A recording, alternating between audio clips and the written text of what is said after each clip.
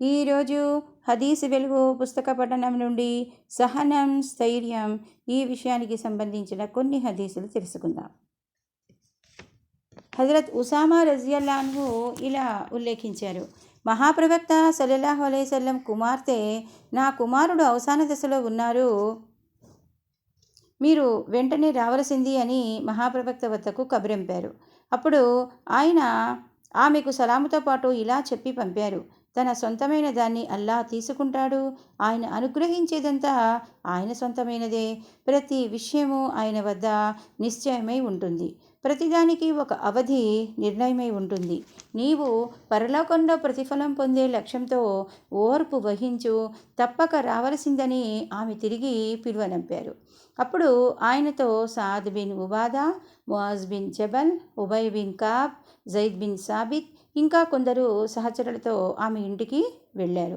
పిల్లవాడిని సల్లల్లాహు అలైహి వసల్లం వద్దకు తెచ్చారు.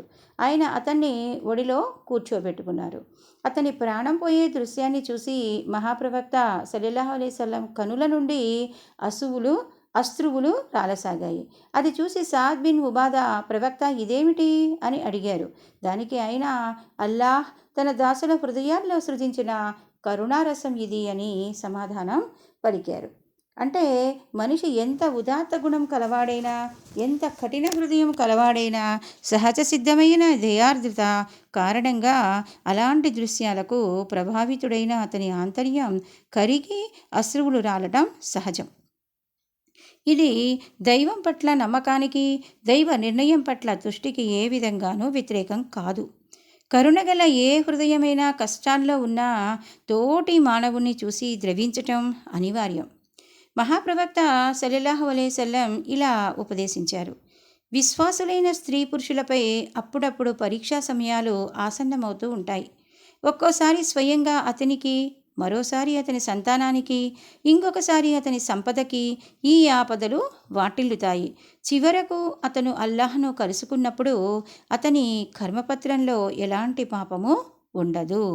ఎలాంటి పాపము ఉండదంటే ఈ కష్టాలన్నిటినీ ఓరిమితో ఎదుర్కోవటం చేత అతని పాపాలు హరించబడి హృదయం, ఆంతర్యం నిర్మలమవుతుందన్నమాట.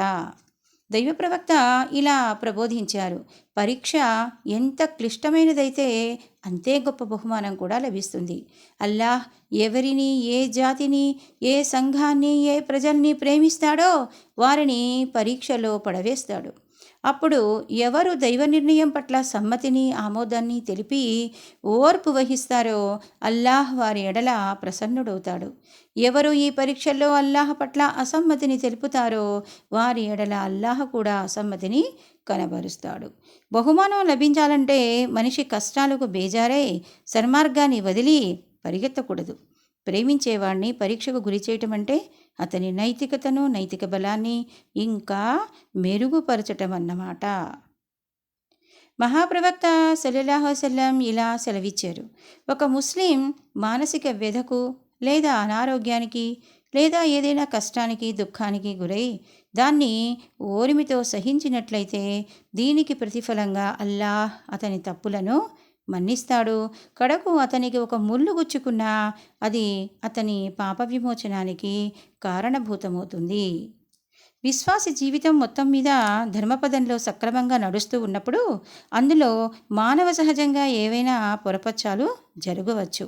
వాటి నివృత్తికై దేవుడు ఈ మార్గాలను ప్రసాదిస్తాడని ఈ హదీసు ద్వారా మనకి తెలుస్తుంది. విశ్వాసి సాఫల్యం పొందడం దైవానికి ఎంత ప్రీతిపాత్రమో బోధపడుతుంది. సుఫియాన్ బిన్ అబ్దుల్లా ఉల్లేఖించారు: నేనొకసారి మహాప్రవక్త సల్లల్లాహు అలైహి వసల్లంను ఇస్లాం గురించి ఒక సమగ్ర వాక్కును నాకు బోధించండి, ఆ తర్వాత నాకు మరెవరిని అడిగే ఆగత్యం ఏర్పడకూడదు అని అడిగాను. అప్పుడు ఆయన ఉపదేశించారు: ఆమంతు బిల్లాహ్, నేను అల్లాహ్ను విశ్వసించాను అని పలికి ఆ మాటపై స్థిరంగా నిలబడు. అంటే ఒకే దైవాన్ని ఆరాధించమని బోధించే ధర్మం ఇస్లాంను మనిషి తన జీవన మార్గంగా స్వీకరించి అమలు జరపాలి. ఆ తర్వాత ఎన్ని అవాంతరాలు ఎదురైనా ప్రతికూల వాతావరణం ఎంతగా బాధించినా దానిపై నిలకడ కనపరచాలి. ఆ ధర్మం ఆ జీవిత విధానంపై స్థిరంగా నిలవాలి. ఇదే ఇహపరాల సాఫల్యతకు సరళమైన మార్గం. ఇస్లాం అంటే అతి క్లుప్తమైన నిర్వచనం దైవానికి స్వయం సమర్పణ చేసుకోవటం.